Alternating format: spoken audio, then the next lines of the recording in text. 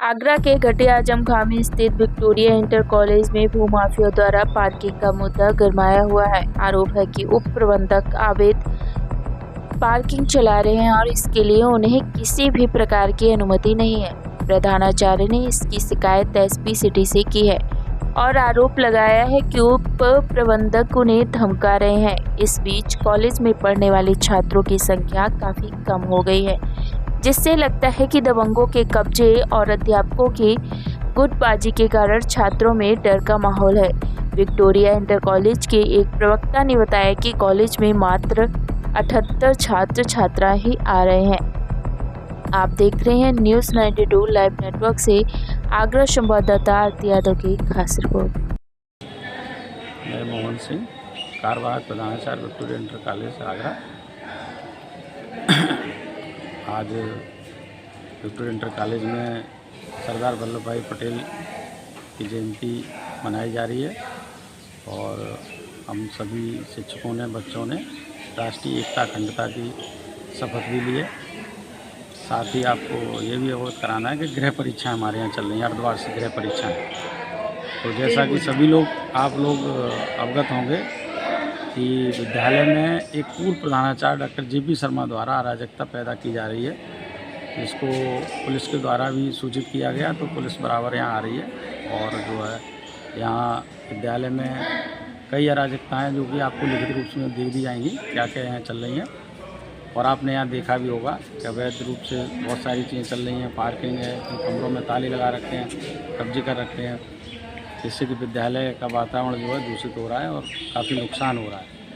हम सभी लोग इसका समय समय से उच्च अधिकारियों को अवगत भी करा रहे हैं, लेकिन अभी संज्ञान नहीं लिया जा रहा है। तो मेरा ये निवेदन है प्रेस मीडिया से, इलेक्ट्रॉनिक मीडिया से कि विद्यालय को बचाएं और विद्यालय की जो पूर्व गरिमा थी उसको जो है बहाल हो सके और जितनी भी अराजकता फैली हुई हो वो जल्द से जल्द बंद हो, समाप्त हो। हाँ, मैं जितेंद्र प्रताप सिंह प्रवक्ता हूँ विद्यालय में। और इन दिनों विद्यालय में अर्धवार्षिक गृह परीक्षाएं चल रही हैं। इस परीक्षा के दौरान विद्यालय में एक संबंधित प्रधानाचार्य जो कहते आयोग से हैं, लेकिन विभाग द्वारा और कोर्ट के द्वारा पूर्व प्रधानाचार्य मोहन सिंह ने उनके खिलाफ कोर्ट में दावा किया, तो उनकी स्थिति शून्य हो गई। लेकिन फिर भी विद्यालय में गुटबाजी का उन्होंने अखाड़ा बना रखा है। इस वजह से परीक्षा इंचार्ज का पहले कार्य विनय कुमार पर था, जो प्रवक्ता हैं विद्यालय के, लेकिन उन्होंने मोहन सिंह के आदेश को दरकिनार करते हुए परीक्षा इंचार्ज का पद नहीं छोड़ा। मजबूरी में प्रधानाचार्य श्री मोहन सिंह ने उस परीक्षा कक्ष को सील किया। मुझे परीक्षा इंचार्ज बनाया क्योंकि 12 वर्ष पहले भी मैं लगातार 12 वर्ष तक मैंने परीक्षा का कार्य देखा विद्यालय में। तो अब परीक्षा का कार्य चल रहा है, लेकिन 8 विद्यालय के शिक्षक ऐसे हैं जो गुटबाजी के तहत नीचे आते ही नहीं हैं। शिक्षक उपस्थित पंजिका पर हस्ताक्षर करने के बाद चले जाते हैं, लेकिन परीक्षा कार्य में किसी भी प्रकार का सहयोग नहीं कर रहे। मैंने 27 तारीख से, इसी 27 अक्टूबर 2025 से अर्धवार्षिक गृह परीक्षाएँ चल रही हैं। मैंने प्रधानाचार्य महोदय श्री मोहन सिंह को भी बताया और जिला विद्यालय निरीक्षक को भी मैं डे बाई डे उन्हें घटना से अवगत कराता हूँ। विद्यालय में इतना अराजकता का माहौल है कि परीक्षा में व्यवधान न हो, इसलिए स्थानीय चौकी प्रभारी साहब को भी अवगत कराया गया। थानाध्यक्ष महोदय हरिपर्वत, उनको भी अवगत कराया गया। उन्हीं की देखरेख में परीक्षा चल रही है। आज वो लोग नहीं हैं, अन्यथा रोज़ाना यहाँ एक 2 स्टार दरोगा जी आते हैं, एक कांस्टेबल आते हैं, हेड मॉडल साहब, उनकी देखरेख में परीक्षा चल रही है। अन्यथा कोई भी घटना मेरे साथ या हमारे स्टाफ के साथ हो सकती है, क्योंकि यहाँ अंदर ही अंदर इतना घोर जातिवाद फैलाया जा रहा है।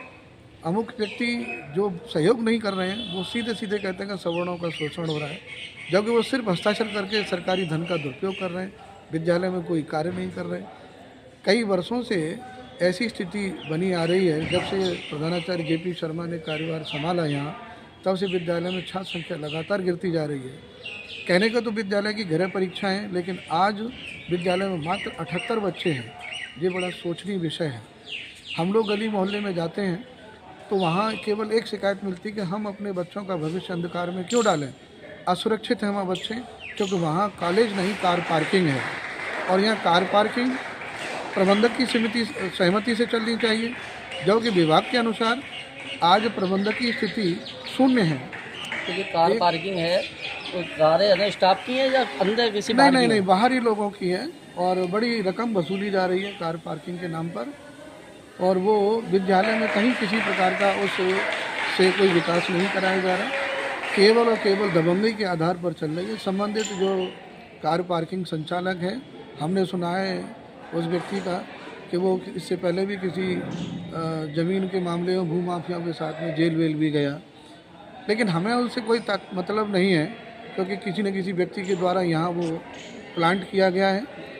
टीचर्स को डराता धमकाता है, क्योंकि अभी कुछ महीने पहले ही वो लोहे की रॉड, कट्टा, रिवॉल्वर लेके भी आता था, और कई बार हमने देखा उसको, अधिकारियों को भी अवगत कराया, पुलिस महकमों को भी अवगत कराया, लेकिन कुछ समय कार्रवाई होती है, आते हैं लोग, अब चले जाते हैं। अभी पिछले वर्ष यहाँ पार्किंग के चक्कर में 2 ठेकेदारों में बड़ा झगड़ा भी हुआ।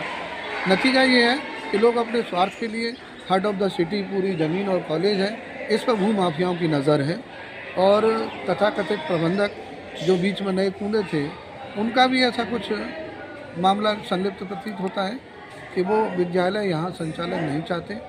भूमाफियाओं की नज़र है इसमें, इसलिए पार्किंग गुंडागर्दी के बल पर चल रही है। पुलिस प्रशासन भी खामोश है, शिक्षा विभाग भी खामोश है। यहाँ हम सभी शिक्षक और जो बच्चे कुछ आ रहे हैं, उनकी जान माल का भी खतरा है। तो मेरा तो आपके चैनल के माध्यम से यही निवेदन है कि यहाँ किसी भी तरह से आपके सहयोग से, आपकी कार्रवाई से यदि विद्यालय को कार पार्किंग से मुक्त किया जाता है तो गुंडागर्दी निसंदेह यहाँ बंद हो जाएगी और विद्यालय निश्चित रूप से प्रगति की ओर जाएगा, जो आज अधोगति की तरफ अग्रसर है। और हमारा स्टाफ उसमें न तो गृह परीक्षाओं में सहयोग कर रहा, आए दिन बस धरने प्रदर्शन के रूप में ही बस जाता रहता है, अधिकारियों पर दबाव बनाता है, सरकारी धन का दुरुपयोग किया जा रहा है। तनख्वाह लेने से मतलब है, शिक्षकों न पढ़ाते हैं और ना ही परीक्षा में कार्य में सहयोग कर रहे हैं। बस मेरा इतना ही कहना था। बहुत बहुत धन्यवाद।